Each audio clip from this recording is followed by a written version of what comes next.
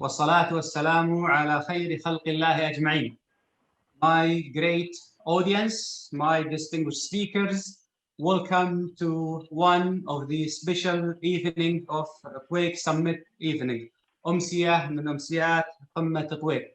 احنا كسعوديين صرنا نتفائل خيرا بالاسم هذا، فنختم العام هذا 2020 بأمسية من أمسيات طويق talking about very special important topic around the healthcare transformation, which is value-based healthcare. For this critical important topic, we have very special guests with us today. We have Dr. Reem Al-Bunayyan, Dr. Shabab Al-Ghamdi, Dr. Hussam Al-Faleh. I will ask each of my distinguished speakers to just introduce themselves. Dr. Reem, we'll start with you. السلام عليكم ومساء الخير لكل الحضور الكرام. وفي البداية أشكرك دكتور هادي for the invitation. سعيدة بوجودي معكم. أنا اسمي ريم البنيان. أنا I'm the CEO of the Center for Improving Value in Health.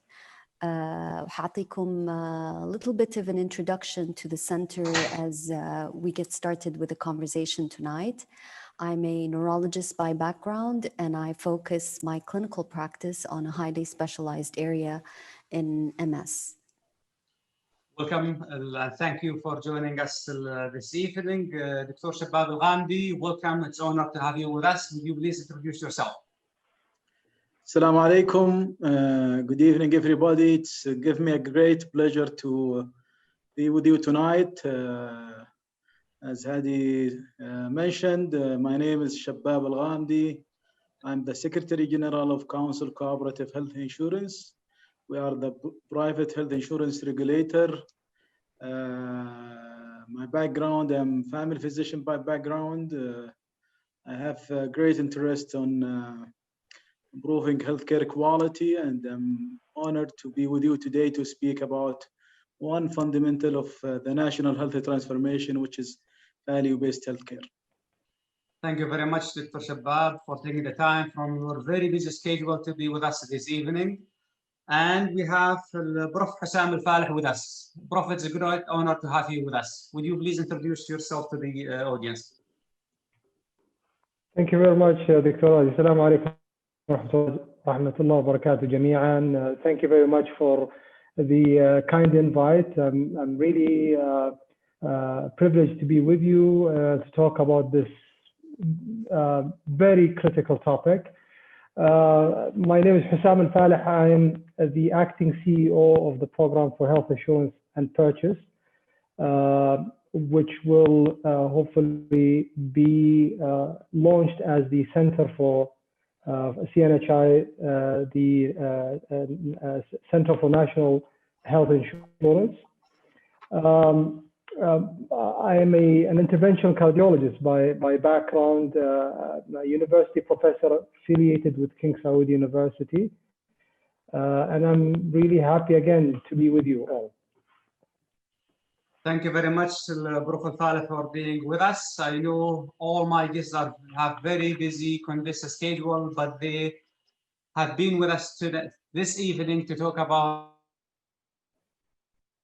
the critical topic, which is the value-based healthcare. Before I start, I just want to remind you, it's all about it's basically to talk about health policy, procedure, things that important for us as in the general healthcare practitioner, beneficiaries of the front line, and this evening is an example of the theme for أمسيات قمة طويق. Evidence-based evening, another evening that الجمعية FMhub is doing, and we talk about important topics for the practitioner. I want you to mark your calendar for January 27, where we're going to talk about exercise as a physical prescription for disease prevention and health promotion. And please also mark your calendar for March 27 to 29, where we're gonna, the Saudi Society of Family and Community Medicine and the FMhub.org, along with other sponsoring societies and governmental bodies, We'll be launching the first Saudi Chronic Disease Conference, so mark your calendar for that. And our very, very special, the Deep Dive 2021. This year will go hybrid from June 9 to 12. And it's gonna be, as you know, the largest gathering for family and primary care practitioners in the country. So mark this calendar. And without further ado, I will go to my first guest, Dr. Reem. What is value-based healthcare? You're the CEO of the Center for Improving Value in Healthcare. Would you please brief us on what does value-based healthcare mean, and what is all this new Center of Improving Value in Healthcare? The floor is yours, Doctora. Thank you very much, and really, I'm happy to be here tonight with this very special audience. Very happy to be في أمسيه, which will allow us to have more discussion on the topics and the issues that are important to colleagues that are listening in. I'd like to share a few slides because I think sharing a few slides will help ease us into this topic. So I'll take about 10 minutes or so to walk us through two very important points. Why we're doing this, or why health systems are doing this, moving towards value-based healthcare. And number two, what this means to us, especially what this means to us in the Saudi health context. And then this will take us to the rest of the conversation for this evening. I always think that it's very helpful to constantly talk about why we're doing this, and especially in a conversation that we're having tonight, it's good to start at this point. لأنه, this year has been a very strange year with the COVID-19 pandemic and all the changes that we've had, and the change in focus and the change in the clinical activities that each of us are doing. So I wanted to start by saying that health systems are moving towards value-based healthcare to address big challenges. And these challenges are challenges that all health systems are facing, whether they're high income, low income, whether they're developed or developing, or whatever we would like to talk about, due to a few main reasons. And I'm glad, Dr. Hadi, you started with the announcement for the important event on chronic disease, because more and more people around the world are having chronic disease.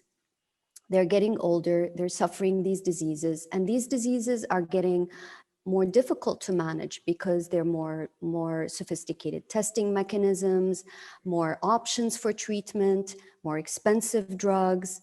And anyway, even if we don't have more and more people getting sick, the cost of care is rising. So if we continue to do what we're doing, even if we try to improve it or lean manage it or do something creative around that, we would still not be able to take care of people as we go forward. So health systems, in the way they're designed now, are not sustainable.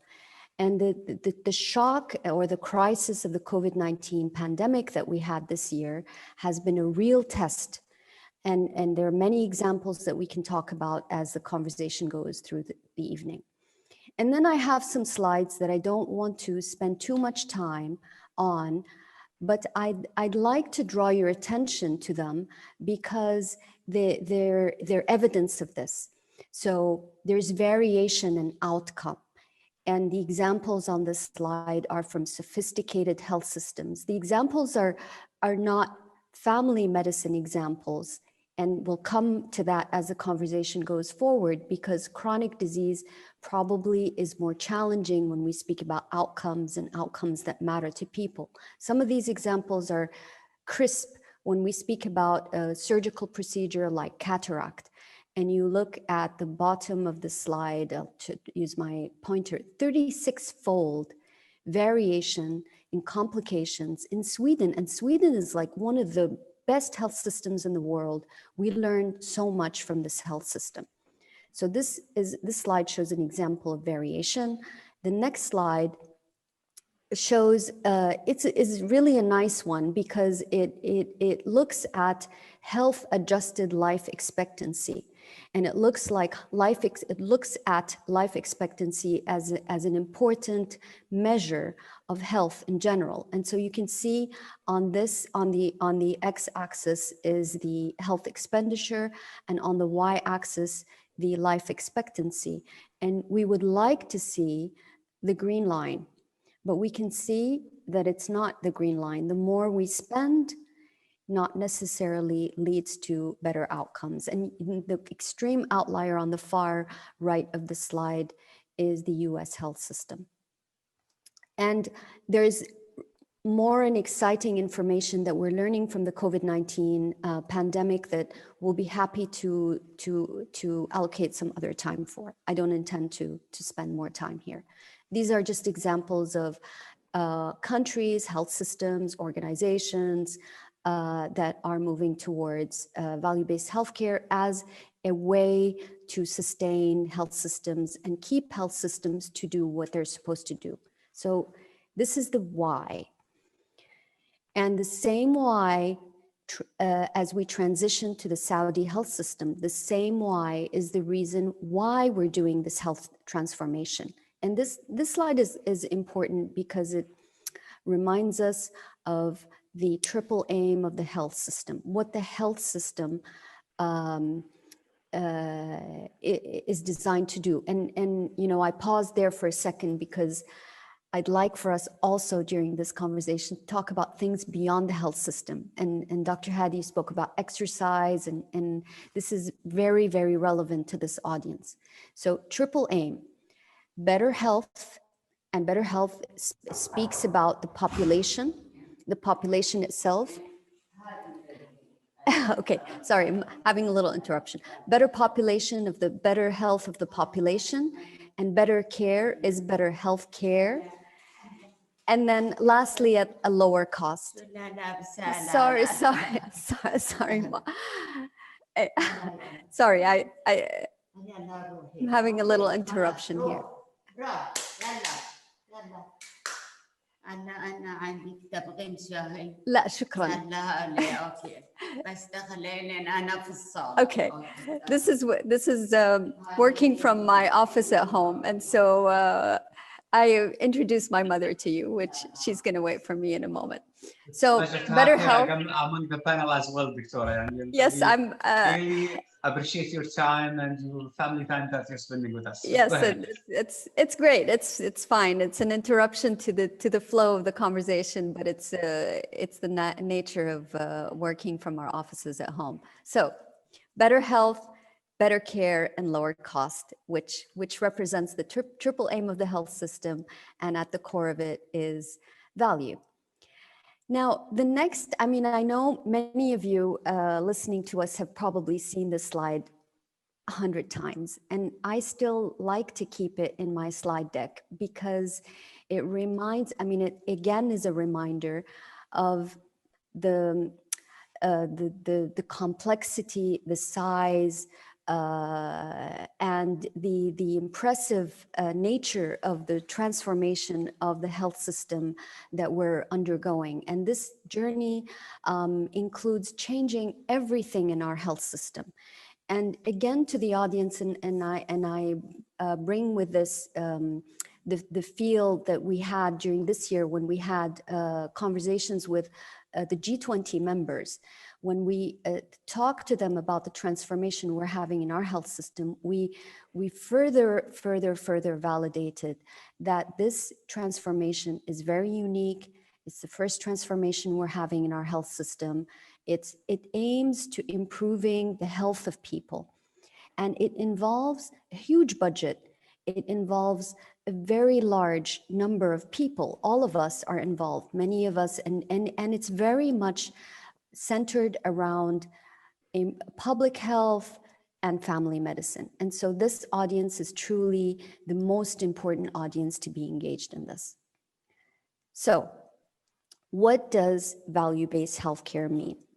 And I'll spend just a few minutes on this because the intention is not to go through a big theoretical conversation.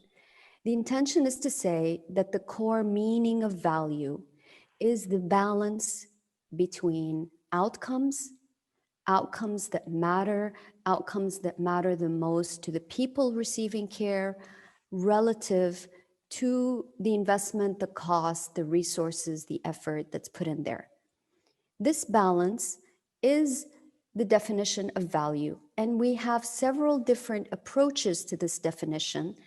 And the approaches, when the respected listeners and viewers today read things in the literature, you will find the authors speak about different dimensions. Nothing in the literature that addresses value is contradictory. It just depends on which element of the system they're talking about. And when we look at the left side of the slide, you see the most famous version of this definition, which is the Harvard definition. And the Harvard health system emerges from the US health system that is very much focused on hospital care, or what we call the meso system and the micro hospital care teams in the microsystems, the teams like in primary care or in hospitals that take care of patients. And as I transition to the meaning of value-based healthcare for us in Saudi Arabia, I give you an example of the European Commission. The European Commission, they published a piece that talks about what value-based healthcare means to the European Union. So they localized this definition, looking at the values in the European Union, and they included choice, they included societal value when they talked about that. And this is what we did when we thought about the definition of value-based healthcare for us in the kingdom. And I'd love for you to take a look at this paper that details it. And I'll walk you through in a minute or so the meaning of value-based healthcare for us, or the framework of this definition for us in the kingdom. And what we did to develop this was we looked at these various definitions. We had conversations with experts, a number of roundtables where we sought the opinion of experts, and actually both Drs. Hussam and Dr. Shabab were part of those conversations. And then we looked at things that are unique to us in the kingdom. The basic law of governance. We have 2 articles in our basic law of governance that address health. One addressing public health and one addressing the right for healthcare. We also know that we in the kingdom are part of the United Nations UHC 2030, which is commitment for universal health coverage by 2030. We also know that we have certain things in our society that are unique. I mean, we are very spiritual. We have strong roots in our religion. We have strong family ties. In addition to family ties, our immediate community is also closely involved in life.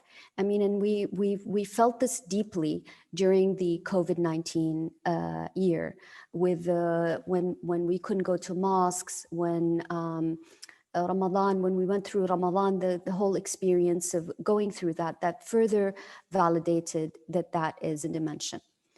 So the 2 basic elements, as we said, are the balance between outcomes relative to resources that are put in there. And the 3 dimensions are the individual's choice, the individual's opinion and thoughts about what's important, what's, especially when it comes to decision making. The immediate community, which includes the family and immediate surrounding community. And lastly, the population. We are a national health system that cares for the entire population. So many decisions in allocation of resources and many decisions related to assessing outcomes at the level of the population are important. So this is the framework that we at the center proposed. We are now in the process of validating. We're happy to be discussing it today. We've discussed it at a number of venues, which takes me to talking for a second about the center. So we at the center are a national independent entity that is an enabler for continuous improvement in value and health. And we do this through a number of things. Mainly what we're doing tonight is sharing knowledge, influencing policy, building capability, enhancing transparency, and providing evidence-based advice.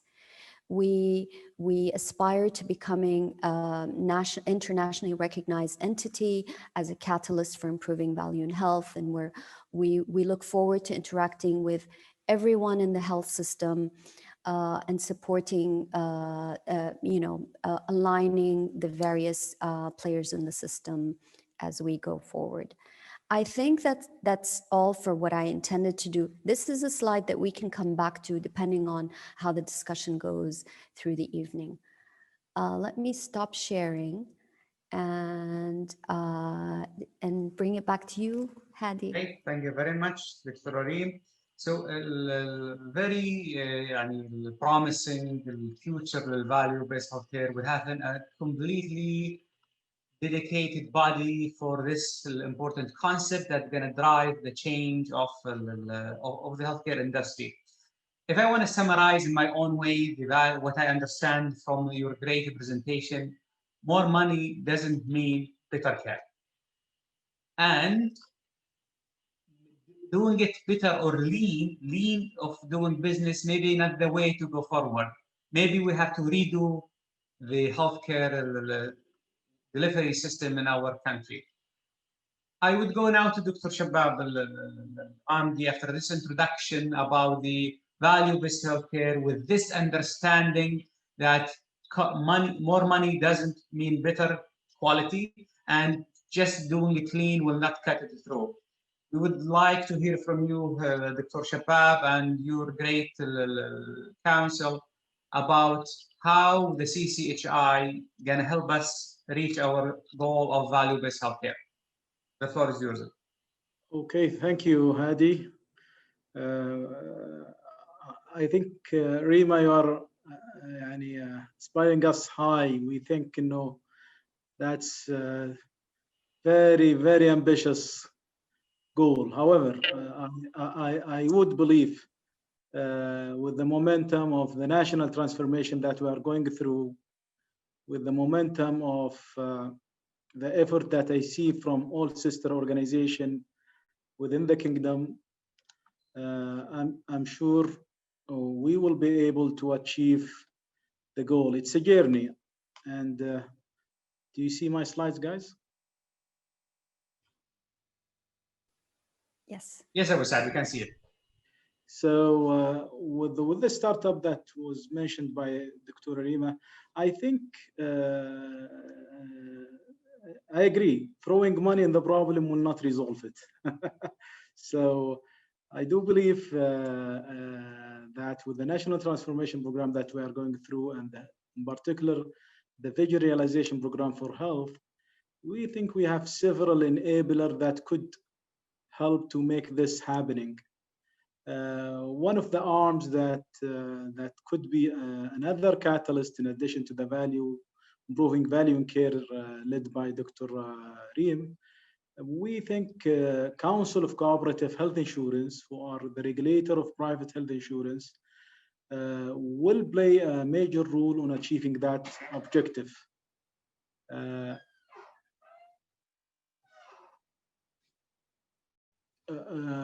Again, I'm sorry for the interruption. However, for moving forward, I think CCHI would be in a position and with a responsibility on how can we drive value-based healthcare in the private health insurance for our beneficiaries, who are almost 11 million, through their private payer, whom they are mature to a certain degree, and we'd like them to really adopt the value base as a principle on the way they deliver care as a payer. And those payers are complementing what Dr. Hussam is doing. So we will have two arms to drive value. One is the public payer led by Dr. Hussam and the team at the Vision Realization Office in Ministry of Health. And one is the CCHI as a private health insurance regulator to help private health insurance company to adopt the same methodology to achieve and aspire to the same target. So I will just shed some lights on what's our role. Maybe some of you guys, it's the first time that you hear about Council of Cooperative Health Insurance. Who's our population? What's our growth or outlook on the future? A little bit about our strategy that linked to value-based healthcare, and then also I will also define some of what is the value in terms of when we decide the benefit. You know, benefits is always or the extent of medical coverage. Sometimes we focus on very sophisticated services, however we forget the basics. So how can we really try to make the right prioritization on the way we deliver care? Because always you have a limited resources. Whatever you have in terms of resources, even the richest country, always you have a limited resource. So how can you make sure that the limited resources that you do have, or the resources that you do have, are spent on your priority for health? And I'm sure Dr. Rima has covered value in a comprehensive way, and then I will introduce some digital initiative that we are honored to do it on the behalf of the whole healthcare system, which is called Nafis. So Council of Cooperative Health Insurance, they have several responsibilities. One of them is defining the benefit package for our beneficiaries. Also, we'd like to make sure whomever are entitled for private health insurance, they get it. And we penalize private employer who doesn't avail this to their beneficiaries or their employees. Also, we are mandated to protect the beneficiaries' health information and privacy. We make sure that there is enough payer and there is enough provider to create a good competition. We do a lot of risk equalization activity with the central bank. And also we are working with them to produce more voluntary or supplemental health insurance packages. We think of partnership between the patient or the beneficiaries and the payer that will shoulder some of the responsibility and maybe influence the behavior of the individual in some way. We do licensing and qualification for health insurance company, and we are building their capability to move toward care management and develop their capability toward having population health program for their beneficiaries. Also, we are classifying and certifying provider to incentivize better care. So in 2010, we are still very young market. In 2010, we were having 3 million beneficiaries. Today, we have 11 million, and we anticipate by 2030, our projection, the people who have private health insurance will be at 21 million. Because as you know, the government are embarking in a bigger transform program, which is focusing on the private sector. So the biggest employer in the future will be the private sector. So any private employer, he's mandated or they are mandated to provide a decent health benefit coverage to the employee and their dependent. The contribution to the GDP is great. So there is a good opportunity to provide the value care in addition to help our economy to prosper. In addition, we are also providing health insurance for emergency medical coverage for our visitors from all types, either business, tourist, or Umrah and Hajj. That's kind of a detailing how we're going to grow. We have several scenarios. However, we chose the modest one. This is our growth over the last 10 years in comparison to other countries. I think other countries who are maybe more mature in private health insurance has grown enough over the last 100 years. Since we are in startup phase, so this is expected. Over the upcoming 10 years, I would believe the numbers will double in Saudi Arabia in terms of people who do have private health insurance. We expect, maybe Dr. Hussam can elaborate more, by 2030, the population of Saudi Arabia will be around 44 to 45 million. 50% will be private health insured and 50% will be public covered through the National Center for Insurance. These are our current number. We have a lot of employers. We have 560,000 employers in the kingdom. That's the size of our economy. Since we are one of the G20, we think the number will increase with the time, with the enhancement that the government is doing in terms of bringing investment and expanding the market and easing the investment. The number of providers now, we are 5,000 providers. We are looking to have all in kingdom provider, public and private, in our network. Currently, this year, we have 13.2 million of beneficiaries. 2 million of them are visitors. We have 25 insurance companies who are providing health insurance in addition to a TBA and RCM. And TBA and RCM are very important to capture activity. We will know at the end, no value, you cannot measure value unless you have a good digitalization. Those companies are specializing in how to improve coding and how to improve capturing activities. These are the size of services that we render through private health insurance, hundreds of millions of outpatient, inpatient, and other services, lab and radiology and pharmacy. So we build our strategy around our stakeholder, in particular, our beneficiaries. It was really an extensive exercise with, like, as we say in hospital, we are patient-centric. In our strategy, we're stakeholder-centric.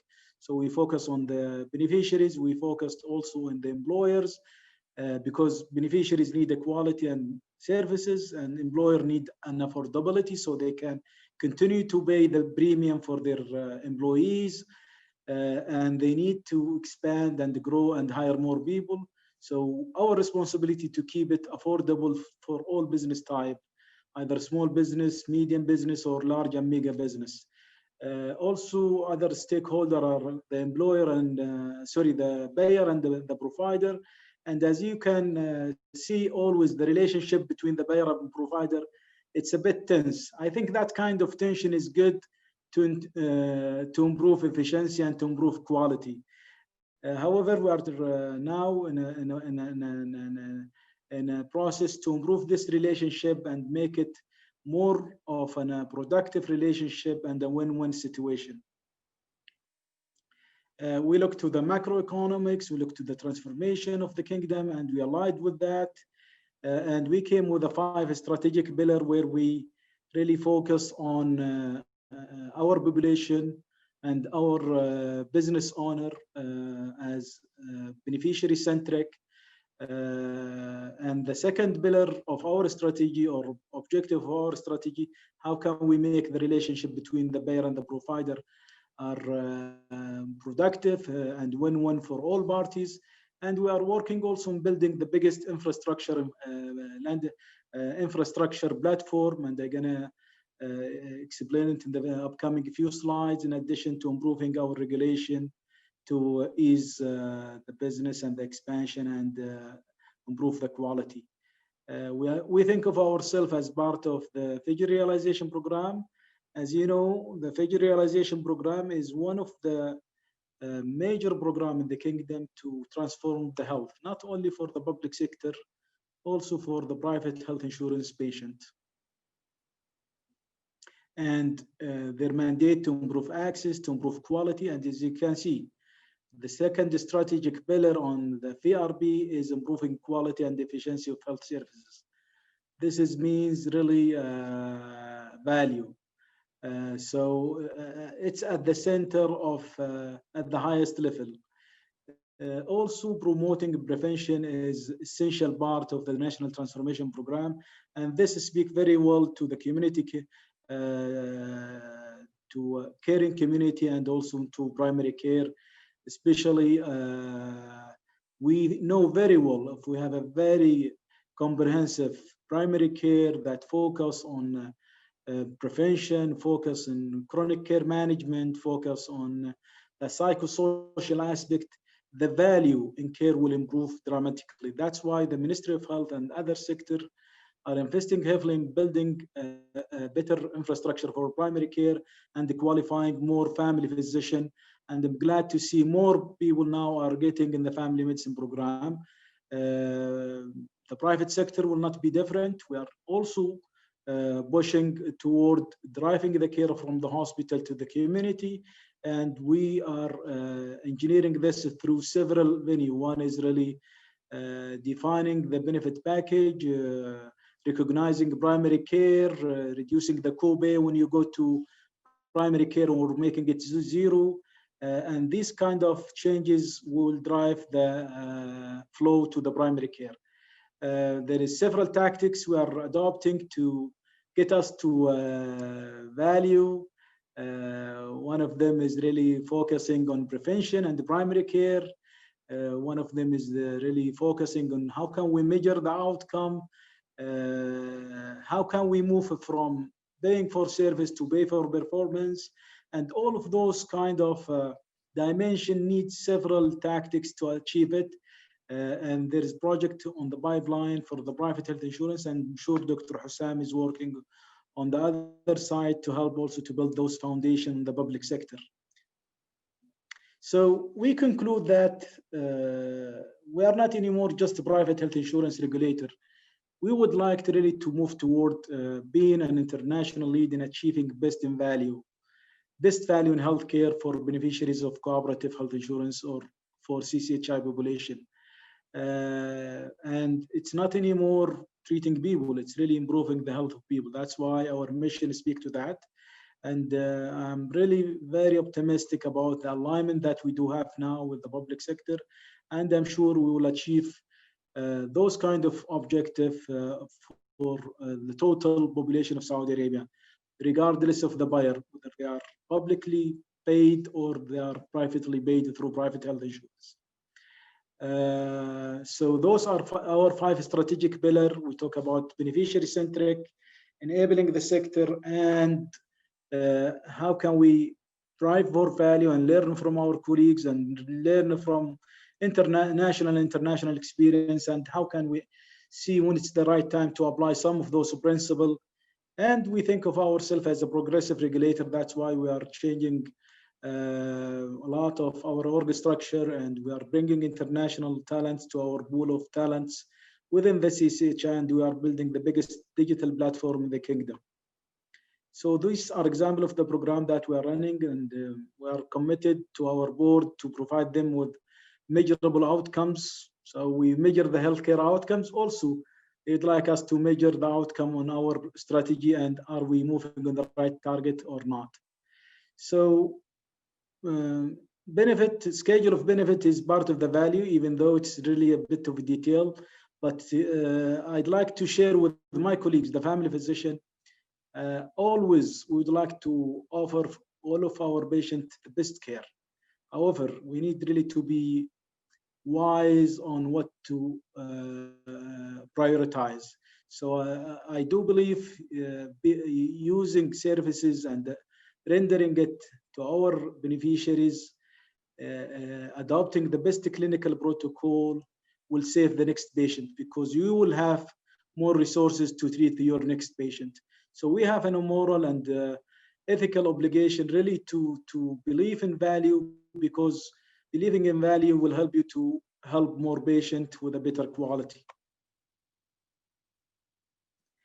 Okay, and as you can see, the benefit package is always the starting point. However, the administration of it through clinical protocol, through measuring the outcome, will help you really to define the value chain of value. So you start by defining what you will be able to cover and not to cover, and how you're going to administer it, and how you're going to measure the outcome, and how you're going to pay for it. without going on the details, I'll just shed some light on these are some of the slides that I steal from Dr. Reem Al-Bnayan. But if we look to how can we move from paying for service to pay for performance, we need to bundle care together. See, this is a kind of the value chain of care. You know, we'll pay for visit, then we'll pay for the procedure, then we'll pay for the follow-up, and then we'll pay for the readmission. How can we bundle this together and improve the accountability on the provider, and then incentivize them based on their outcome?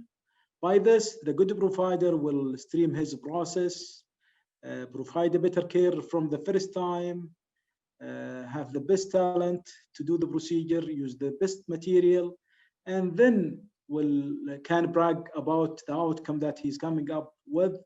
In addition, he will be incentivized through certain payment scheme that we are designing now. As you know, in Saudi Arabia now, we are using fee for service, not even DRG. Our mission at CCHI is to move from fee for service, paying a line items by line items, to bundle it in a DRG. DRG is a very recognized formula of payments that been utilized in a lot of countries for the last 20, 30 years. It reduced the length of stay, for example, in US by 50%. And that's still a fee for service, but at least it will bundle the care at the level of DRG. The second level of bundling is really how can we make sure we give a warranty on the services. We include the complication, possible recognized complication in the bundle. So, and we call this bundle where you include the procedure, the possible recognized complication, and then you increase the payment to compensate for the expected recognized complication as per the international incidence rates, where then you incentivize the provider to do their best to keep their recognized complication the acceptable standard, and to incentivize them if they do better than the benchmark. Dr. Reem has really mentioned several successful examples. So it's a science, value is a science, it's achievable as long as you have the will, the system changes that you need, and also the tactics that you can build on. So how can we measure outcomes that will incentivize good provider and will encourage low performance provider to do better? It's really by measuring their performance, and measuring their performance will not happen unless we start to digitalize and collect data. That's why we are building the biggest national platform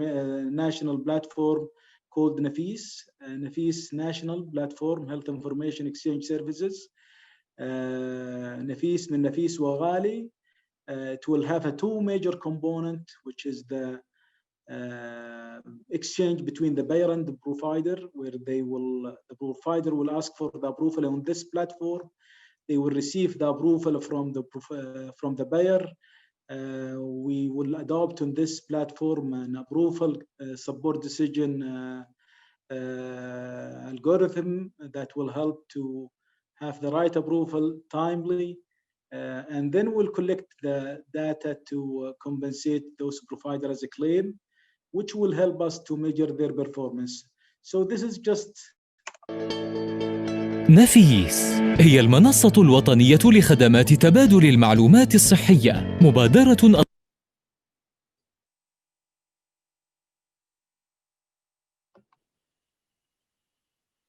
يعني الفيديو وقف يا ابو سعد.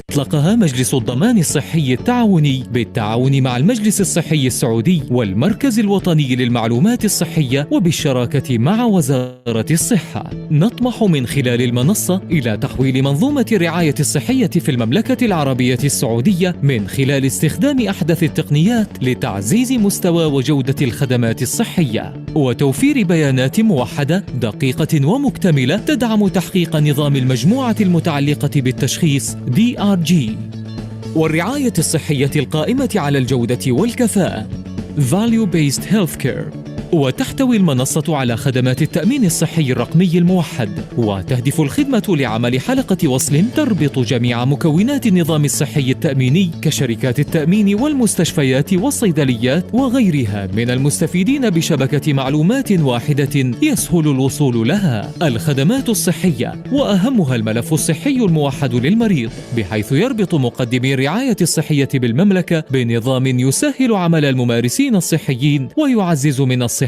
العامة. تهدف منصة نفيس إلى تحسين الخدمات المقدمة للمستفيدين والجهات المعنية الأخرى عن طريق أتمتة وتحسين الإجراءات لتقليل الهدر التشغيلي وتعزيز جودة وكفاءة الخدمات المقدمة. حوكمة قطاع التأمين الصحي ورفع مستوى الالتزام بالسياسات واللوائح.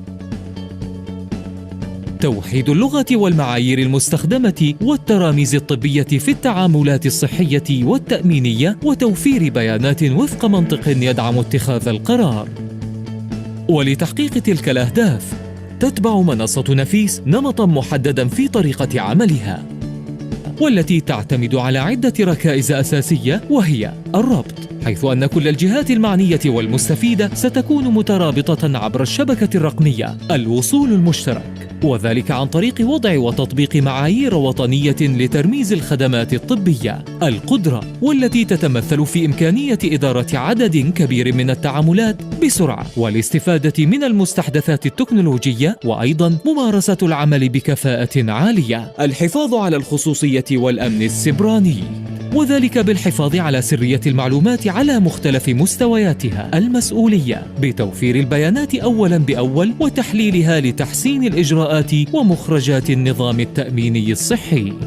نفيس.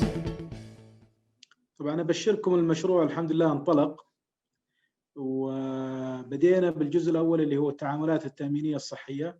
We started them. I switched to Arabic because of the influence of the video.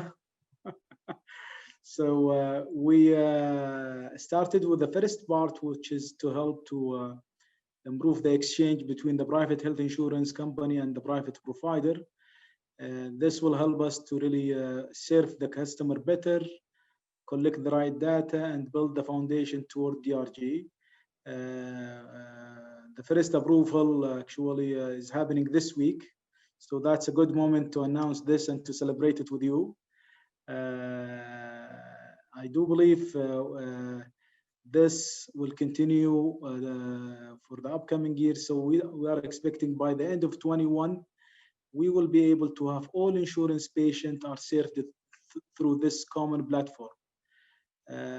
What will this do to value? It will provide the right data, will provide the right priority for us, will provide some outcome measures.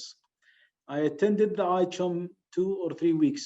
ICHOM is the International Consortium of Healthcare Outcome Measures.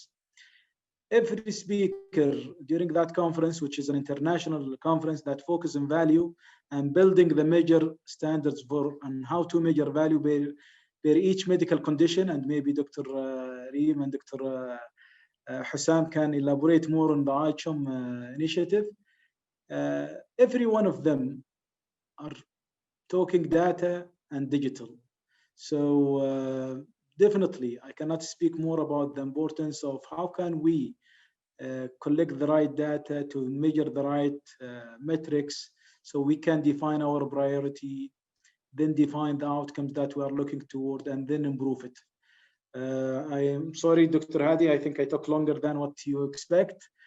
However, it's really, again, my pleasure to be with you tonight and to receive any questions whenever you open the floor. Thank you very much, Dr. Shabab. Very inspiring, and congratulations on the release of Nafis. And thank you for sharing this news through this event. If I want to summarize quickly what mentioned by Dr. Shabab, bundle payment or pay for performance, digitalization, and outcome measurement. So these are almost three critical components of the 6 domains of the value as outlined by Porter, who's the father of the value-based healthcare. So this is very inspiring, and I don't want to spend too much time, but I really, if it was not for this event, I would spend more time on what you mentioned about how private healthcare sector and industry is emphasizing on the population health and in the primary care. I think this is a big paradigm shift in the private healthcare industry. So thank you very much, Dr. Shabab. Now we're going to go to the biggest buyer. If you allow me, Hadi, I'd like to send a reassurance message to all primary care physicians. I am a family physician, so I will be your ambassadors to promote for primary care. And our chief medical officer is also another family physician. So, and I think the science and my colleagues, specialist colleagues, they believe, the only way to deliver quality care with a cost-effective way is really through community care or through primary care. Thank you, Hadi. Thank you very much, Abu Saad. Abu Abdurrahman, the biggest buyer in the industry, in the healthcare industry, the government, how is the MOH through FMhub gonna drive the transformation through value-based healthcare? We heard the general concept from Dr. Reem, then the private industry from Dr. Shabab. It's your turn, Dr. Hussam, to tell us about the big picture MOH going through the transformation for value-based care. All is yours. Thank you very much, Dr. Hadi. I don't think I have really fancy videos like Dr. Shabab or beautiful slides like Dr. Reem's slides, but I'll try my best. I think that before I speak any further about the program for health insurance or CNHI in the future, I'd like to go back to basics again. And I think that given the fact that that the audience that are listening to us are physicians, primary care physicians, family physicians, I think as practitioners, it is extremely important to emphasize the why again. Why do we need to change? I think is really the real question. We could talk about technology, we could talk about new approaches to payment, but I think all of these are going to be just simply levers, enablers, and unless we understand why we need to change, none of that is going to stick, none of that is going to work. And so I'd like to pose this question: why do we need to change, and is the current model really delivering us? And allow me to just share some slides that I think might help in that narrative. Is the slide deck clear? Yes, Doctor, you can maximize your screen. So, it's not all gloom and doom. We're doing very well as a healthcare system, Dr. Hadi, and I think that we should be proud of the system that we have. Over the last 50 years, we've had tremendous changes, breakthroughs in our healthcare system.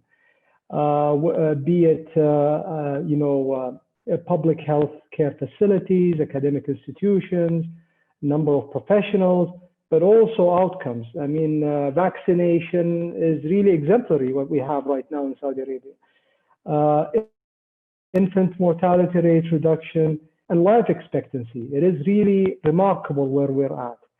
But the issue is this current model that we have that delivered us over the last 3, 4, 5 decades, will it work for the coming 3 or 4, 5 decades? That's the real question. And being a physician, I draw my energy primarily from my patients, and I still practice very proudly every week, even though I work at the payer.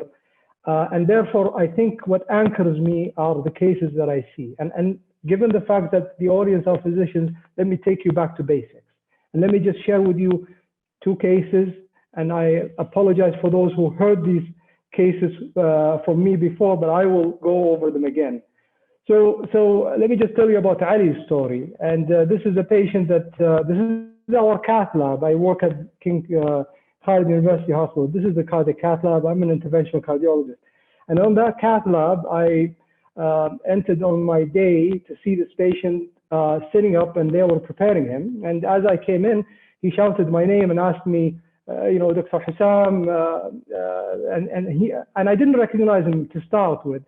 But then it became very clear that I saw him in my clinic 3-4 months prior to him coming for the procedure, for the cardiac cath. He was admitted with an MI just 1 day before. And I remembered he told me that I came back to you. And the discussion that happened between me and him in my clinic was that, Ali, you're a smoker, you don't take your medications, you're overweight, your blood pressure is high. Do you want another myocardial infarction? And he told me, no, I don't. So he came in about 3-4 months with a myocardial infarction. And I think these cases that I see, and I still see, unfortunately, just emphasizes the fact that we're not doing a good job. I mean, I could be cathing him, putting stents, but I don't think that I'm doing much to these patients. Let me take you to the next patient, and this is not her picture, and that's not her name, but she's an actual patient. So this patient I saw in my clinic as a referral, a preoperative assessment. She's going for bariatric surgery, and they wanted me to clear her for surgery. And so I did this, and we went through the investigation, and I wrote down, I was, documenting on the chart that she's clear for surgery. So I told her, you're fine, everything is fine. Your physician's going to look at my note, and he's going to take it from there. So then she stopped and she started asking me these questions. يعني بالعربي, متى عمليتي? When is my operation? Where do I go? I asked her, who's your surgeon? I don't know my surgeon. Where's your appointment slip? What appointment slip? It was really a disaster, حقيقة. And I think I am absolutely sure that every physician in these 1,700 that are attending today, I'm sure they see this every day. And so the question is, this patient is completely lost, and I'm lost with her.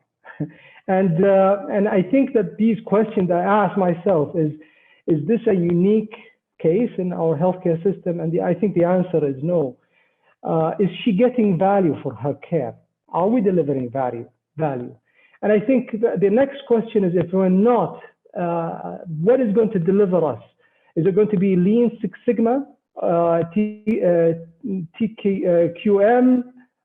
Do we do customer support? Do we actually create a customer support portal? Will actually process improvement deliver Nora, the patient? And the other question is, more specifically, is obesity surgery the right choice for Nora? Is it the effective intervention for her? And was the care process designed around her needs? And is really surgery the right approach? And if it is, what kind of outcomes do we aim for? And then finally, if we agree on all of that, what kind of payment model later on would actually create value in the care of Nora? And so these are all questions that I pose to myself and to you. And I guess the ultimate question is, are we doing the right thing right? That's the real question. And if we take these different challenges that I'm just showing you in the screen, I mean, this is a burning platform that we're in right now. We have a spying healthcare cost, and that was clearly shown by Dr. Arim. We have an aging population. Is our system designed to deal with this aging population and those with chronic disease? We have a very unhealthy lifestyle. I mean, I'm a cardiologist. I can't convince my son to follow a healthy lifestyle. And I don't know how we could do this in our system. With our system, is it designed to help? It is designed to deliver healthcare, but is it designed to promote a healthy lifestyle? There's low visibility understanding about healthcare needs in the population with no much in the way of data. there is even lower visibility on cost and inefficiency. And I think that Nafis, that Dr. Shabab pointed out, too, will hopefully help us with a lot of these questions with the data. No strategic purchasing of defined healthcare services. We don't have really strategic purchasing. The way we purchase services is not efficient and does not actually promote value delivery. And there are no incentives, active incentives for providers to improve cost structure, patient satisfaction, and delivery of value. Nothing incentivizes right now in the system providers, myself and all the audience right now. Let me just take you to some examples, more concrete examples about what Dr. Areem just mentioned about variations in care. And that is the crux of the matter. And if you look at this map of the United States, this just shows you the percentage of obese individuals in different states. Dark red is 30% or more, and then you can see the variations in the prevalence of obesity. But when you superimpose bariatric surgery rate, you'll find that they don't superimpose. And so what is going on? How come some places where, for example, there are low obesity rates, there are high bariatric surgery rates? So that's one question to ask. I don't know what's happening in Saudi Arabia.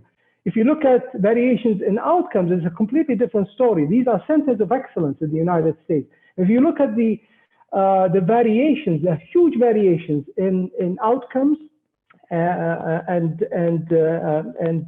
this is across the board. If you come to Saudi Arabia, for example, and you look at diabetic gangrene, amputations for diabetic foot.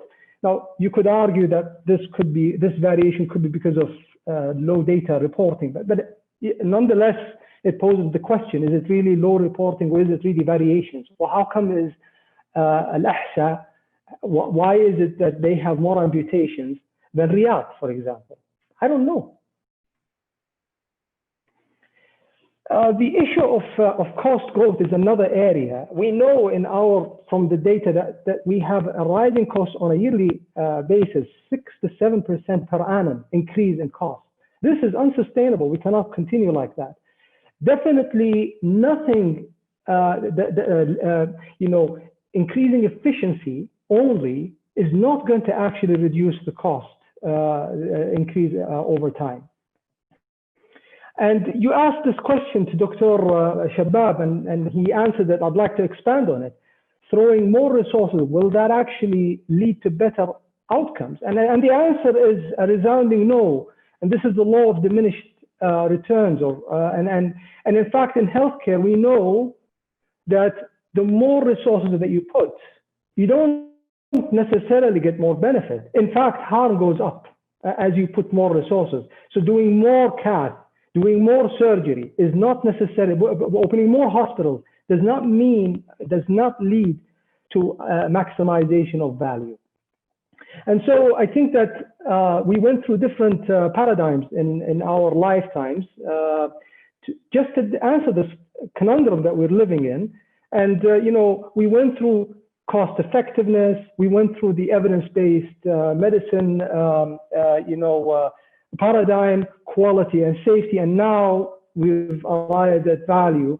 And I think that that's really the reason, the primary reason for why one key strategic pillar or objective of the transformation. And by the way, although I represent the payer entity, the future payer entity of the system, Dr. Shabab is the regulator of the private insurance.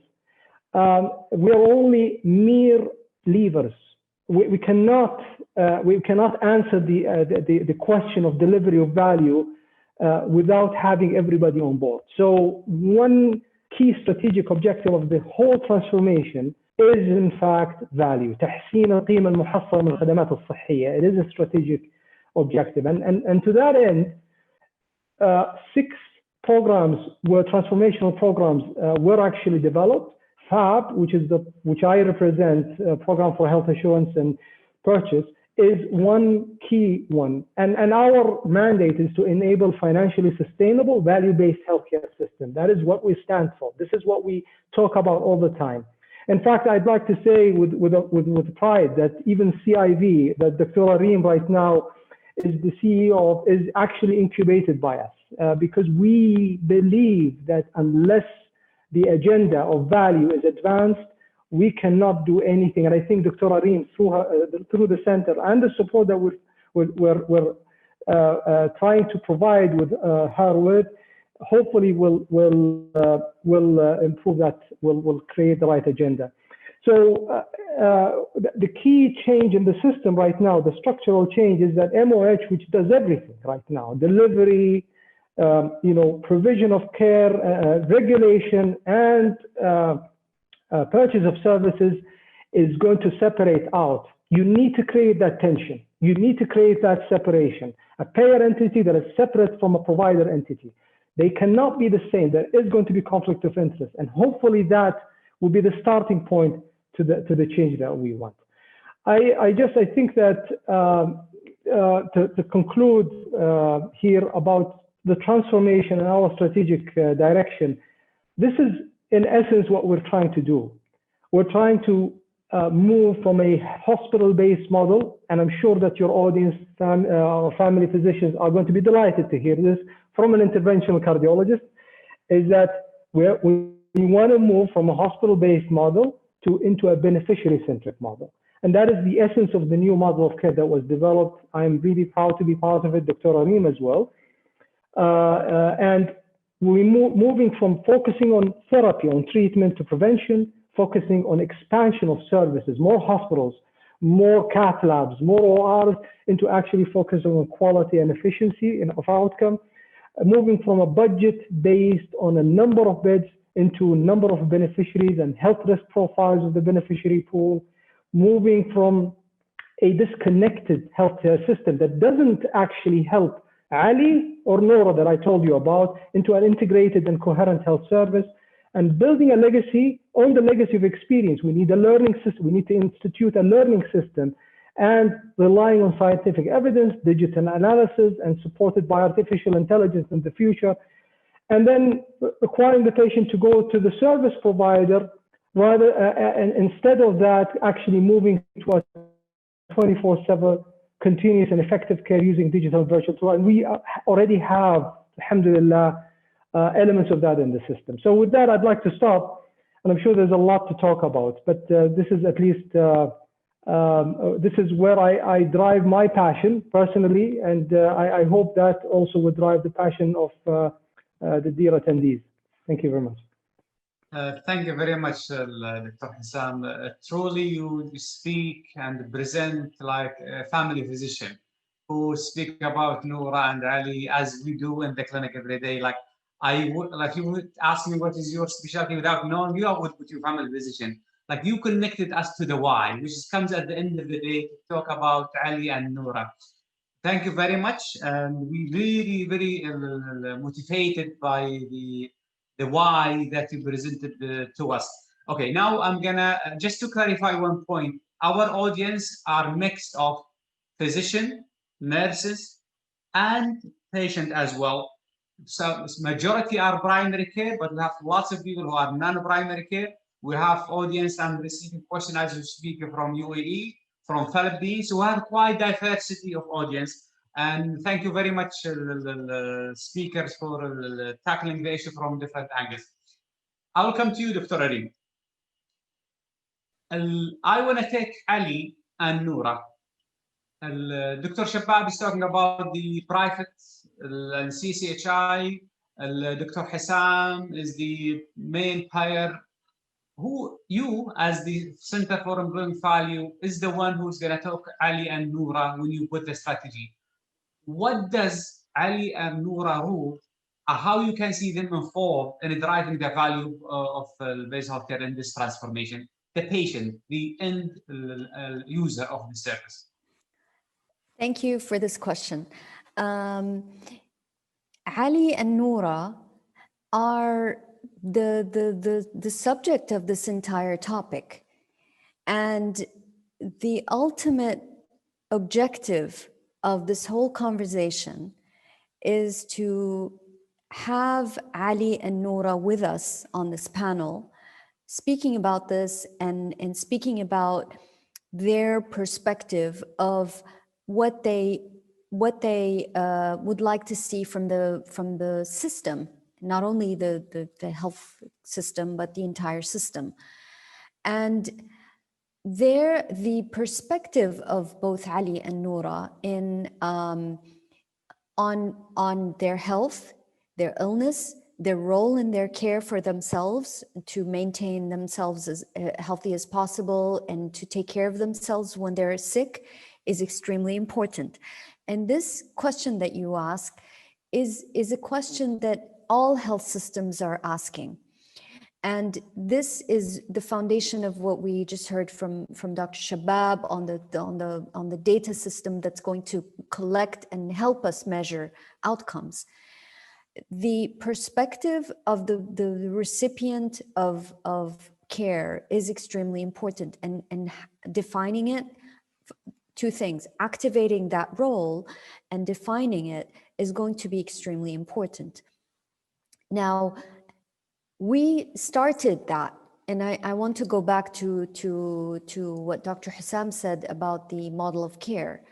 When we redesigned the model of care and came up with a blueprint for the new model of care for us in the kingdom, we did this very big exercise. I remember, Dr. Hadi, you were with us in this, where we had a representation similar to the audience today. Physicians, nurses, allied health of all types, all sectors, all around the country, and patients. And the reason we had patients for this specific exercise is these were people that actually experienced going through the system and getting some care through the system. I remember as a national lead for chronic disease, we had a woman that was a recovered breast cancer patient. We had a father of a child with sickle cell disease. We had a mother of a teenager with type 1 diabetes. She used to come from Medina, this woman. She used to travel from another city for these workshops to have these conversations with us. Now, I want to, since it's Umsia, if I can take us a little bit further, if you don't mind, a little bit further, and then have more of a discussion around this. I want to take us to the respected audience today, because I'm sure what's going through their minds is, what does all of this have to do with me? Or, bukra sabah, I'll wake up and I need to go to clinic and just do the same old thing that I do every day. And I want to bring Ali and Noura into this. And this is where the magic happens, where Ali and Noura meet one person from the audience tonight. That's where value is created, where the magic happens. And it happens, and relevant to this audience, it happens in what we call the clinical microsystem. It's like the team that's in a primary care clinic, the receptionist that receives them, the nurse aide that takes them into the vital signs room, the nurse that actually does the revision of the care program, the family physician or the GP that actually synthesizes the information and co-designs the care plan with Ali and Noura, and enables them, activates them, turns the switch on, or gets them to engage into that mode. And I can speak for myself, because I can say that I, as a clinician, I've transformed since I've become involved in this. My conversations with my patients have changed. I started to tell them, Anna, I'm your coach. I can only encourage you. I can only suggest what the care plan should be. And sometimes I joke with them and I say, I can't come with you to your house to give you the pills. Ya late, but I can't do that. I can't come with you to the physical therapy. I'm a neurologist, so we talk a lot about rehabilitation. I can't come with you to the physical therapist to do the therapy, but I can encourage you to do it. I can't, you know, smoking is an issue also for us, similar to family physicians. Is I can't make you stop smoking. So that's where the role of Ali and Noura is into this conversation, and happy to take it further as we go with the conversation. Thank you very much, Dr. Shabab. With this nafis, strong IT program that's controlling all the transaction, I get a question from the audience. What about the CCHI rule and this transformation would come to the quality, monitoring the quality of care, not only the financial transaction? I would like really to just reflect on what my colleagues said regarding on how can we help Ali and Noura. I think the system is trying to create accountability, starting with at the macro level. For example, the national buyer is trying to make the provider accountable. The private buyer, we will make them do the same rule, make the provider accountable. And I think the accountability cascade down to us as physicians. I remember very well as a practicing physician, sometimes you get busy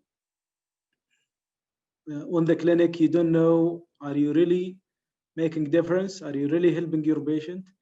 I think now with the technology and with the toys at our hands, we can, for example, and you know, Hadi, when we work in a certain captive population, you know how many patients you do know. If the system helped you to know whom do have chronic medical condition, whom doesn't have, those who doesn't have screening program done for them, and those who do have. So you can then really be accountable at the front line as a physician, as a family physician. So you will split your time based on your portfolio. For example, we would expect all family physicians in the kingdom, they will care for 2,500 to 3,000 population. So if they know the demographic of their population, who's diabetic, who's hypertensive, and they start to really categorize them based on their control, and they start to really manage their care and treat them to make sure they achieve. I think that's the kind of accountability we are trying to create through the system by different means, by changing the whole regulatory environment, by measuring the outcome at each stage, and then we reinforce it through systems. So I think unless we have that business case in our mind, the digital will not resolve anything. So the digital is an enabler. It's not really the smart magic. It will not resolve issues for Ali and Noura unless we really create the right accountability at all levels. And I'm sure all of us would like to know, are we treating our patient well or not? How can we help them better? I think that the picture, we're gonna bring it to the physician. However, it's their responsibility really to take it further. It's the responsibility of the provider to take it further. And our obligation is really how can we incentivize good provider, good practitioner in a non-financial and maybe in a financial way, and how can we show those who are not doing well how they can do well. It's not really to blame them, but to show them their opportunity to improve. Thank you for this insight. So IT is an enabler, it's not the magic that is going to fix everything for us. Dr. Hussam, Ali and Noura can be MOH, beneficiaries, can be private sector. At the same time, they can be واحد منهم في National Guard, one in military hospital, one in another different. So how is the MOH gonna help the transformation of Ali and Noura journey through value-based healthcare through all different providers, whether MOH or other main player in the industry? What's your input on that? So طبعا our current model as the Center for National Health Insurance, the model focuses on MOH beneficiaries at this point of time. That's the mandate. The remainder of the beneficiaries from other governmental sectors, the private insurance, they are going to be covered and addressed through their programs, be it the private insurance or the entities that they are affiliated with. However, having said that, I'm glad to say that there has been an approval to proceed with the health sector transformation, developing a health sector transformation program. And the question that you posed just now about what is going to be, what about those beneficiaries who are outside MOH, what is going to happen with them? These questions are going to be addressed through this program, which I hope these questions will be available to us in a year's time, inshallah. I mean, I think that the issue of value and the concept of value delivery is going to it's going to be a global and a general change that will affect the system. And so it is not going to be something that is going to be only in MOH. So it is a full system, and it is going to be, and it's interdependent, and therefore we expect the change to happen. But going back to the question of Nora and Ali and how do we address their issues, and I think that just to build on some of the points that Dr. Areem and Dr. Shabab mentioned, let me just put this slide on. Is the slide up? Yes, Dr. It's up. Yeah. So I think that's the question I ask myself, and that's the question. At least that's the answer that we think would be the answer for Nora and Ali. And I think it is going to be through value-based, through emphasizing value delivery.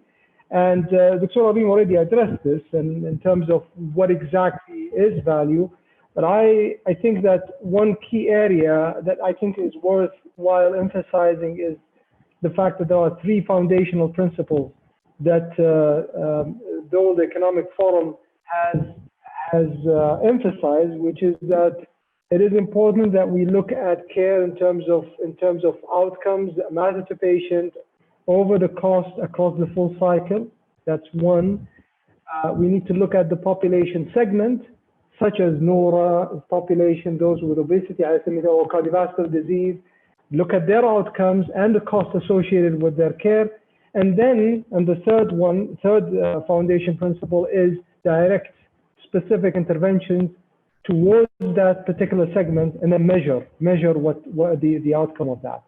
And I think if you look at somebody like Nora, one key area that I think that is going to be emphasized in the future through different levers is that you as a physician working in your clinic or providing care to your patients, you're not only responsible for the clinical risk of the patient, addressing the clinical risk of the patient. Eventually, with the maturity of the system and as we progress forward, you're also going to be accountable for the financial risk. Because at the end of the day, Dr. Hadi, Dr. Areem, although we are Dr. Shabab, we're all physicians, we've been trained to be physicians, our actions matter in terms of cost as well. And it's not about reducing cost. It's about the fact that there are finite resources. We don't have all the money that we can spend. There are finite resources, and therefore we need to manage these resources properly. And if you're actually directing care or spending money on interventions that are low value, that means that is going to be on the expense of a high value intervention. And so we would like to look at the pathway of obesity, for example, of Nora, and look at the different elements of her care, not only in hospital, but across her, the complete care cycle, and address her needs and look at not only the interventions that we need to deliver based on her needs, but also measure the outcomes and the cost, not only of the hospitalization, but across the cycle itself. And that could take up to 2 years. And I think that without having an infrastructure to capture data, I think that is going to be very challenging. And therefore, I think that the enablement of tools such as NAFIS, measurement, are all going to be key. But these are only details. I think what is important is the mindset of the practitioner.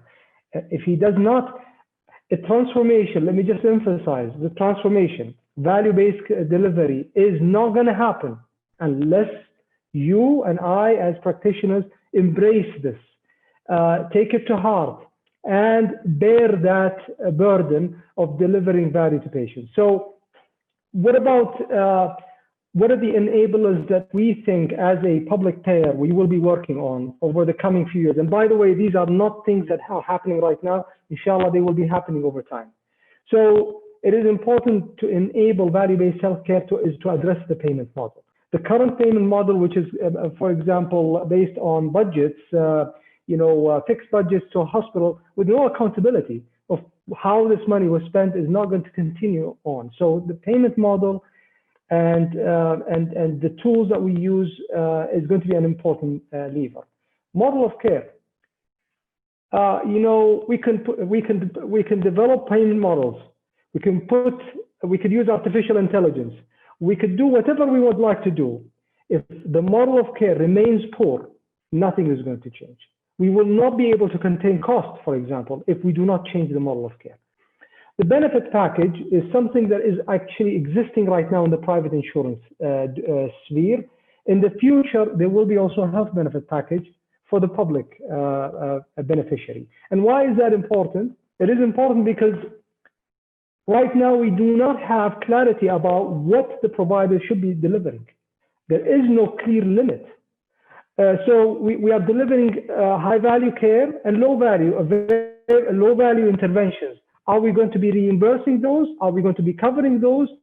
The answer is every single intervention, every single medication or therapy or supply, medical supply will be looked at, and a decision is going to be made about whether it's going to be included in the benefit package or not. But it doesn't stop there. And I going to the question that was posed to Dr.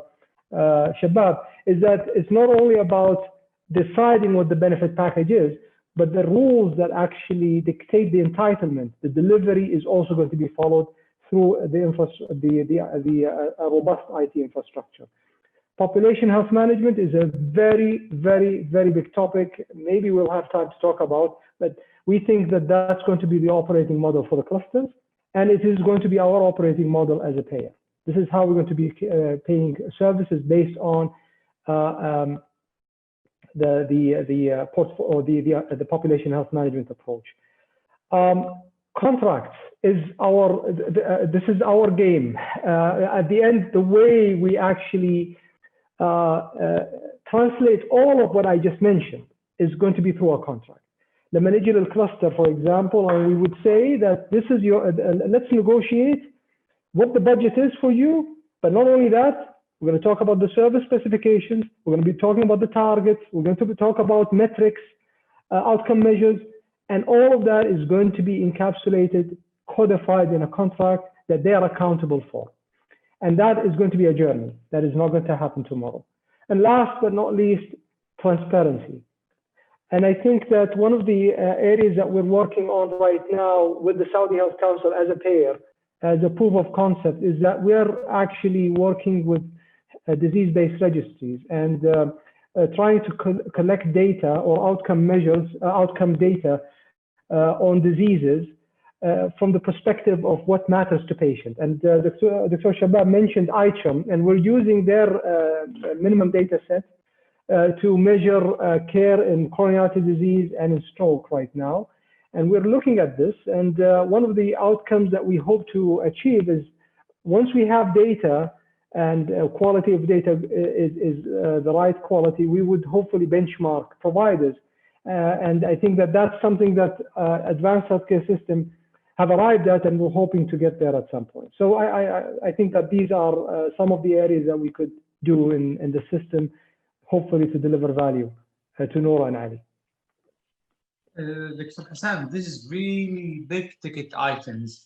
To hear the biggest player, the ministry talking about payment model, about contract, about healthcare benefit package. This is good, quite inspiring and challenging.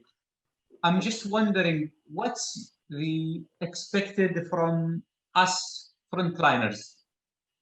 What should we do differently tomorrow in the clinic to be ready for all these big ticket items that you are presenting to us, Dr. Hassan? I think that the first order of change is re-examining the model of care. I think that's the first step. So I think that the approach that we're taking right now in our clinics in terms of episodic care, fragmented care, it needs to change, and it cannot happen, by the way, from a change from one practitioner. It has to happen across practitioners, but it has to happen at this. The mindset has to change first. So I think that the first change is the model of care. I'd like to say that at the end of the day, our mandate is to empower the new model of care.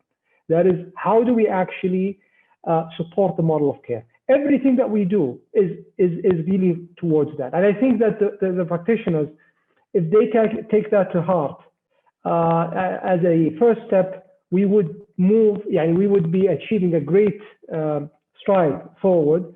And other things will come, inshallah, will be phased in this transformation. Thank you very much. Dr. Reem, the population health was mentioned frequently throughout your talk, Dr. Hassan, Dr. Shabbat. As the strategy writer for the value-based healthcare, would you share with us how do you envision the role of population health in this transformation?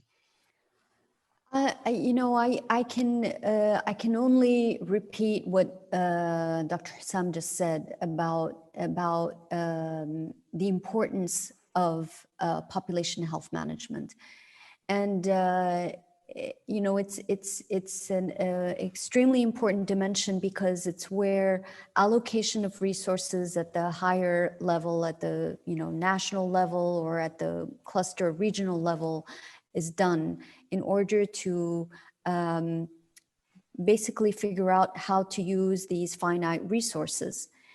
And I'll hand it back to Dr. Hussam in a second to further elaborate on this. But a couple of basic principles are, one is allocation at a population level and understanding what the population really needs the most. If you have limited resources, and I mean, this is like a simple question, if you have limited resources and you have a population that suffers, high rates of obesity and a small number of people that suffer from a less common disease, where would you put that investment?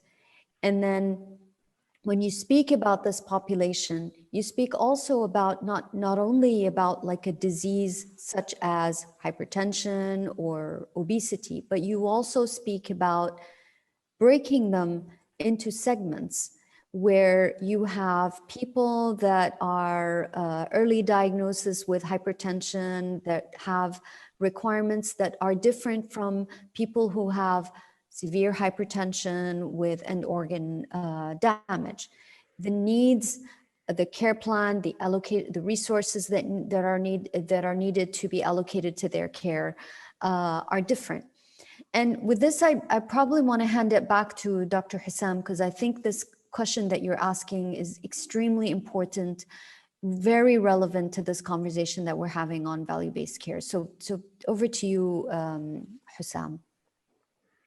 Thank you, Dr. Areem.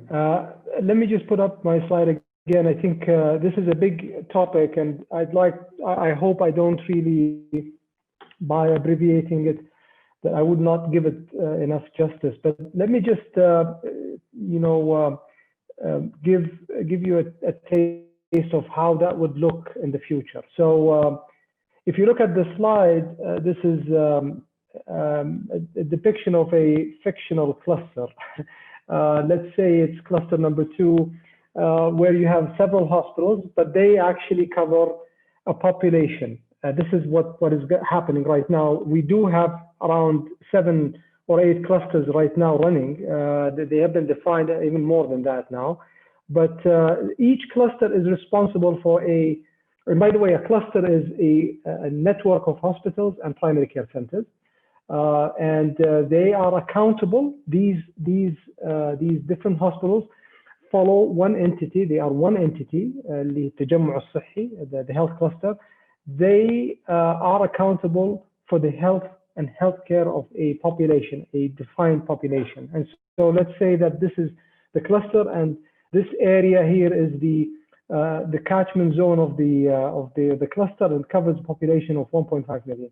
One thing that will happen in the future, and that's what is being right now going to be piloted as of early next year, is that when we look at patients like Nora, for example, or patients like Nora and the patients like Nora, you look at this population. The first step would be to identify the population of the cluster.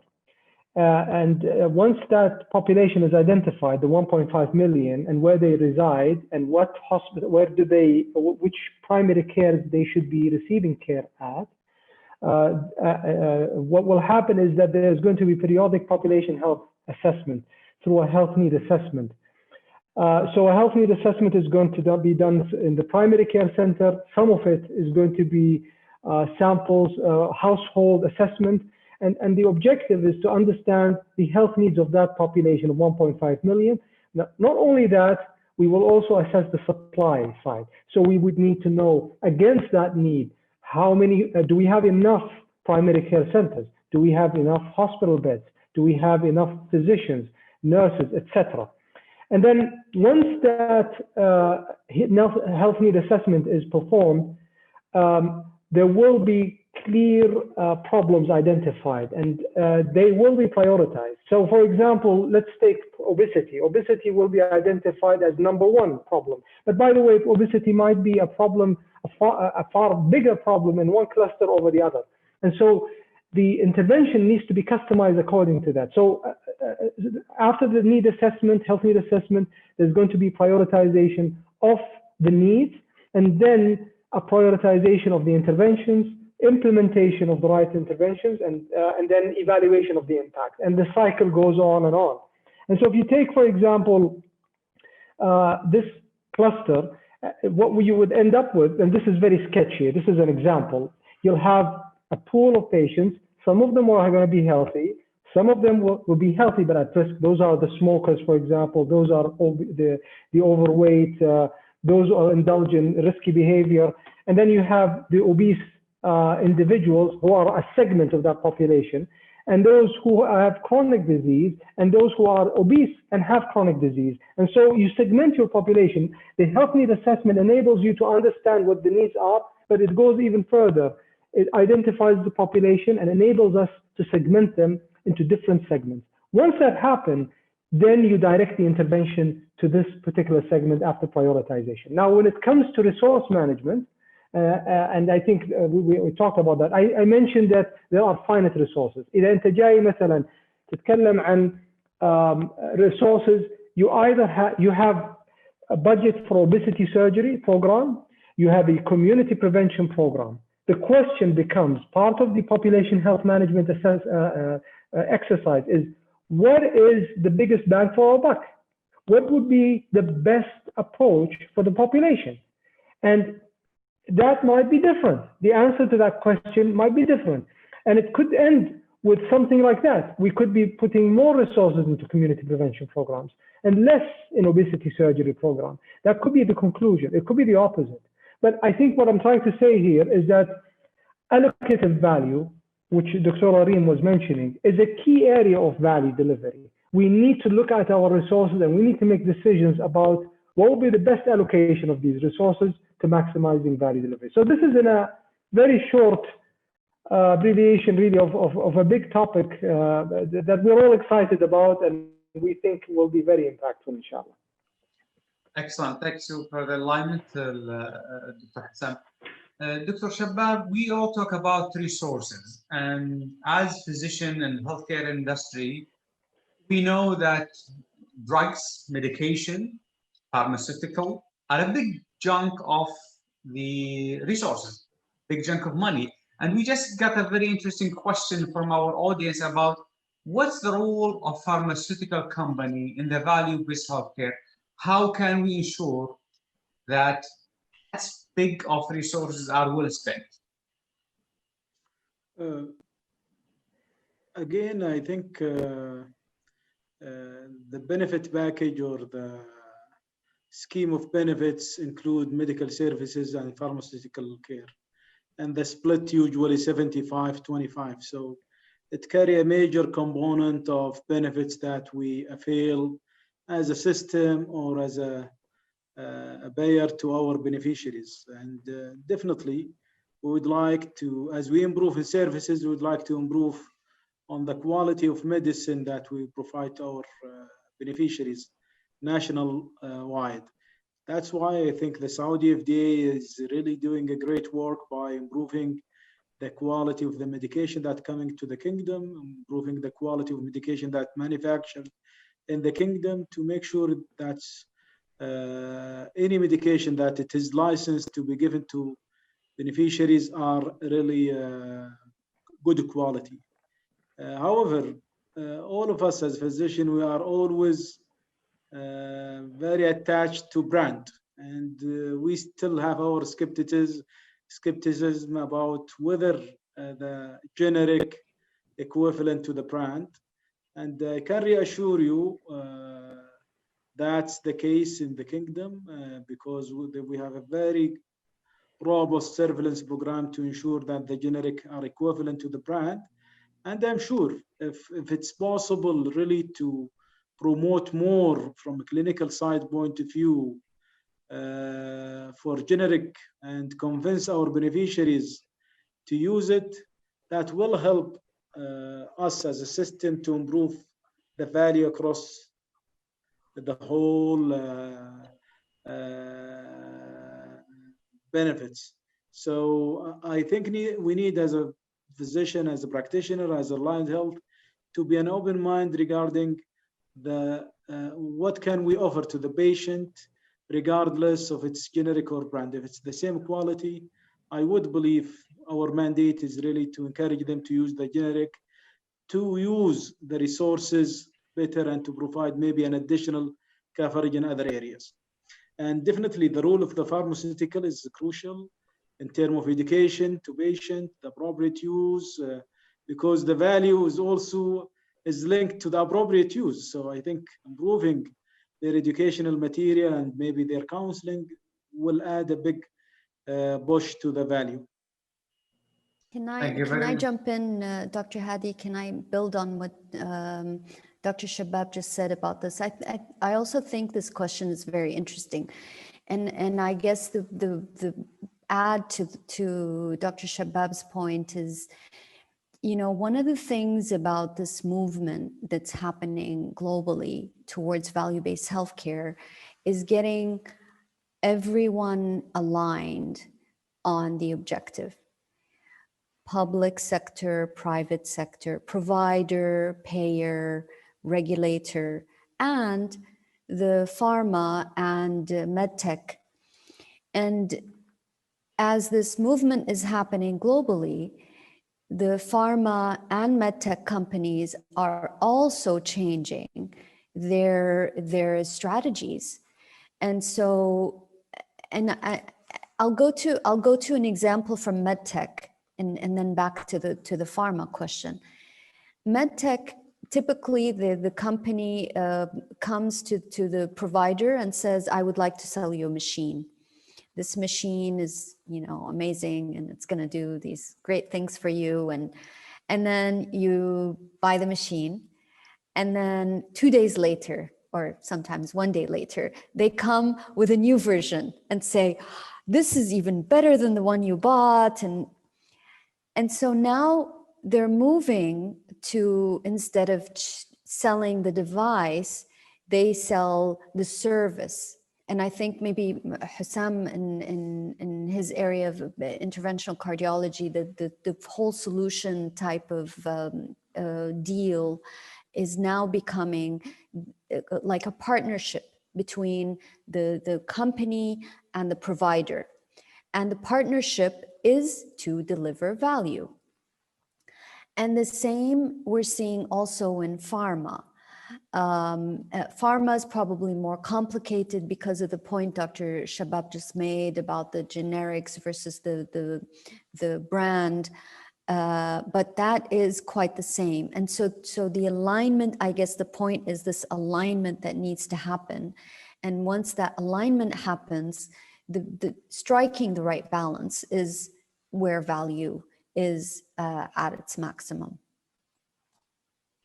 Thank you very much. Dr. Hadi, if you allow me, I'd like to just add to what Dr. Areem and Dr. Habab mentioned. In addition to this, there is also a movement in terms of the you know, expensive therapies, the high-cost therapies. Specifically, you know, cancer therapies that cost almost $1 million, for example, a year, you know, and the outcome could be just, you know, survival benefit of about 3 months or so. And there is a movement right now, although that has not, I don't think that's caught a lot of momentum, but it is being something that is discussed. And we are actually in the future looking into this, which is value-based contracting. And the whole premise around that is basically, okay, so I'm buying from you a drug that costs $1 million riyals, you know, but not everybody is actually benefiting from this drug. I'm only going to reimburse you on those who actually benefit from the drug. And so this discussion is happening right now, specifically in highly expensive therapies. But it remains to be seen if this is going to be widespread and whether that will happen here. I hope so. I hope it will. Thank you very much. Okay, so there is a very important topic that I want to touch with you, my great speakers, before we conclude. There's the variation and lack of standardization was quoted many times during the different sentences. Now, for me as frontliners, what can the Center for Value Improvement here, the FAB, the CCHI, what can you offer me in the front line to help me get rid of this variation? What resources, what plan, what strategy you are having? We'll start with you, Dr. Shabab. How can we eliminate this variation in practice? Just before we go to that, maybe I see a lot of questions around how can we reduce waste moving among providers. I think the first step of value is really to get all the systems speak to each other. We have in the kingdom the private, the Ministry of Health, other governmental sectors. I think if you look to the ecosystem, that's the first step of value. How can we make sure each cluster or each provider are catering care to certain population, so we avoid the double dipping. So I think that's another level of value that we are looking at by the systematic change that it's going through, either the transformation of health in Ministry of Health, or at a larger or bigger scale at the national level when we include everybody under the same umbrella.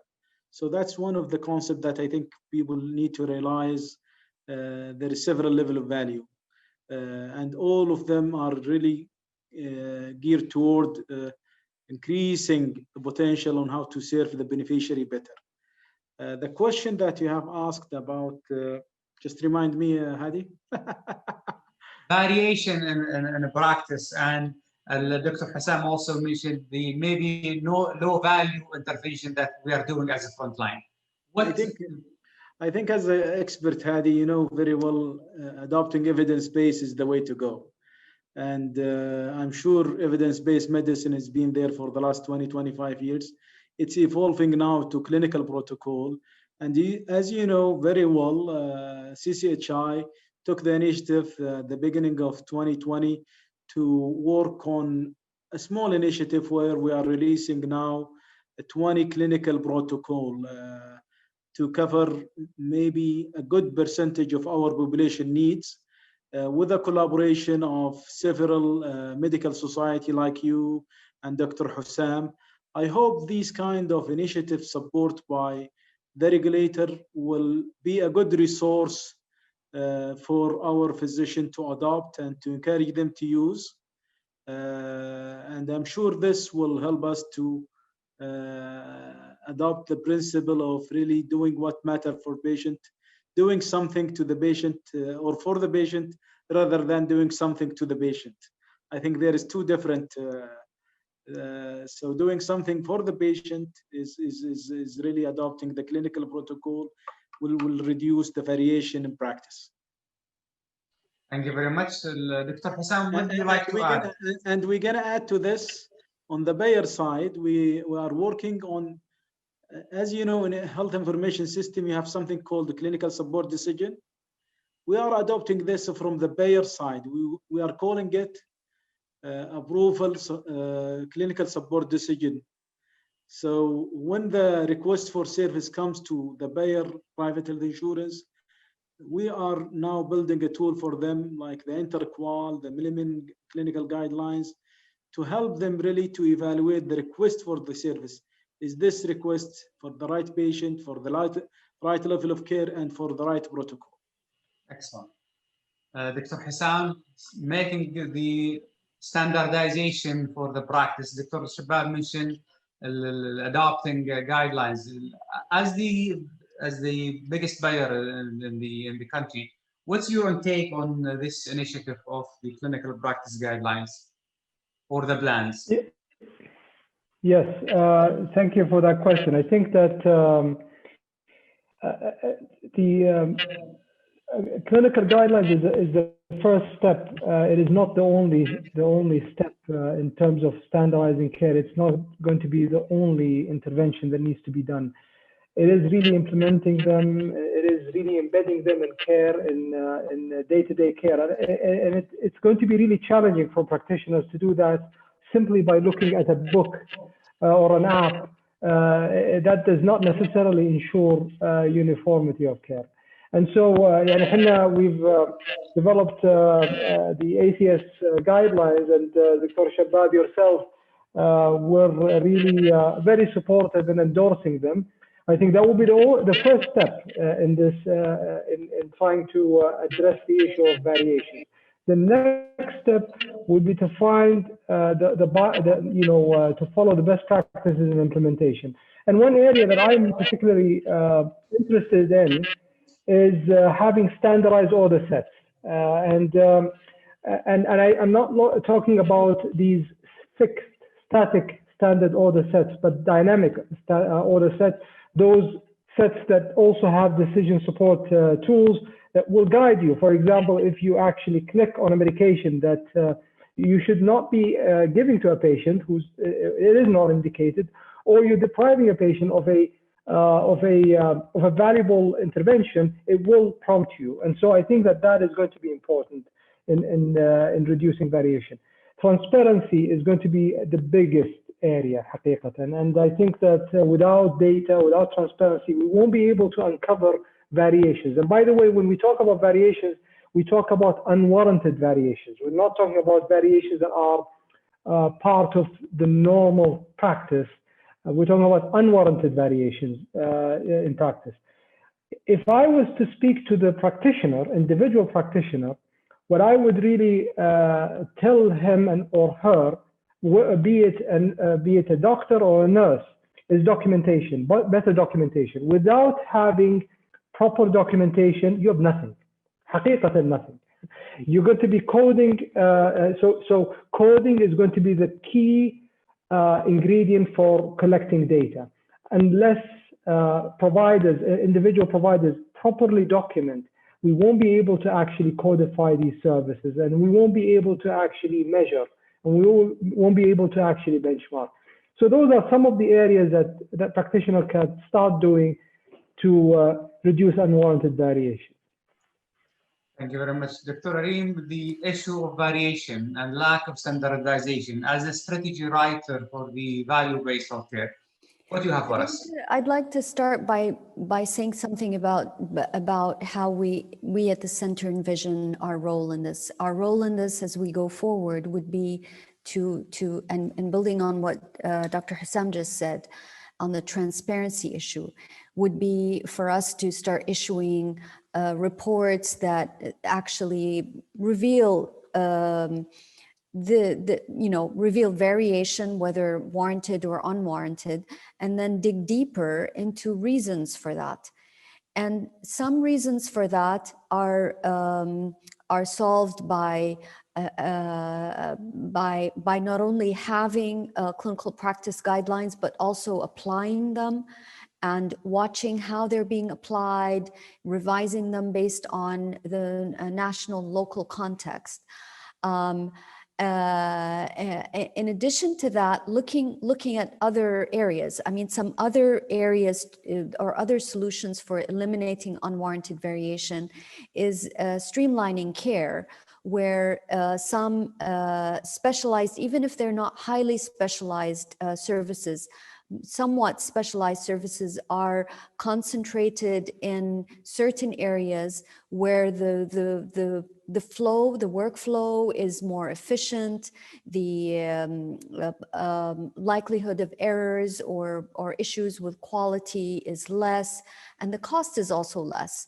I mean, and there are many examples relevant to this audience is type 1 diabetes, where you can have that focused in certain centers, because this is really a special population of patients that can benefit from having their care centralized or focused in areas. Other comments to this is quality.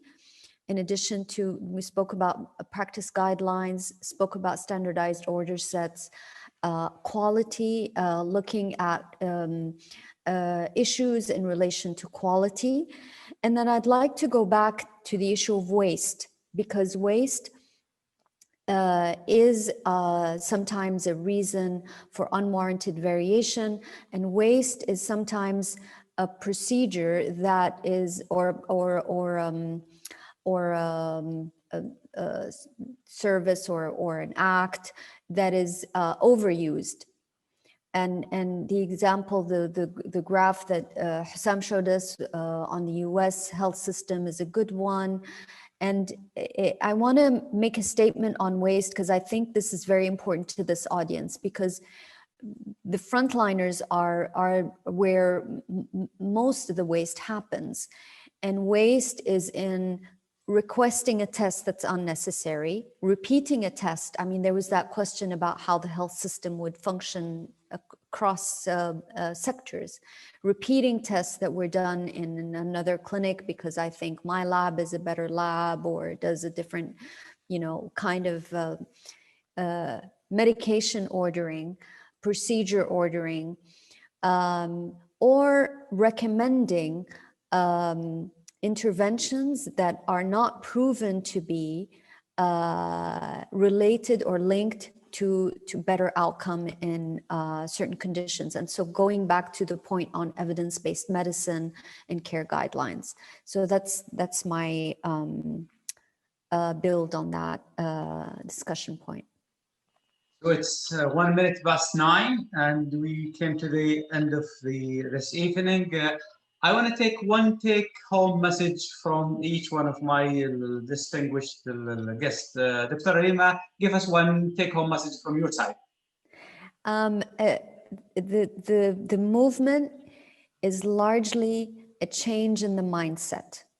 So remember that it's a change in the mindset from being a provider that I know better, or I'm going to dictate what's going to happen, to the reverse. Thank you, Dr. Hussam. One take-home message. I think the take-home message is that change, transformation starts with you as a practitioner.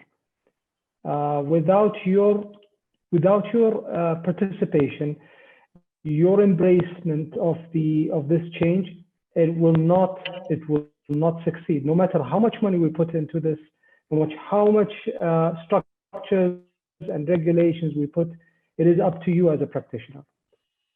Dr. Shabab, you want to conclude with one take-home message from your side? I think I will agree with my colleagues. I do believe in value-based healthcare.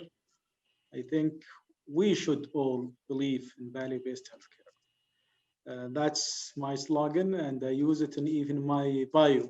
So if we believe in it, it will happen. And I'm always optimistic. So أنا متفائل جدا. I'm very optimistic. This will materialize, since we see the determination of all of us, from the top of the pyramid to the front line. Thank you. Thank you very much, and I'm sure it will definitely happen. We have 1,700 active, engaged audience, and we passed the time. Thank you, my great speakers. Thank you, my great audience. Before I conclude, I just want to remind you with our upcoming events on the January 27th. It's about exercise. Mark your calendar. Make sure you join us on the January 27th for one of the evidence-based evening. And please do mark your calendar for a big event, the first Saudi Chronic Disease Conference, 27th, 29th of March. And the deep dive. It's the landmark of family medicine and primary care, gonna happen in June 9 to 12. By that, I thank you all. وأستودعكم الله الذي لا تضيع ودائعه في أمان الله. Thank you very much, everyone. شكرا جزيلا. Thank you very much. باي باي، مع السلامة. Thank you.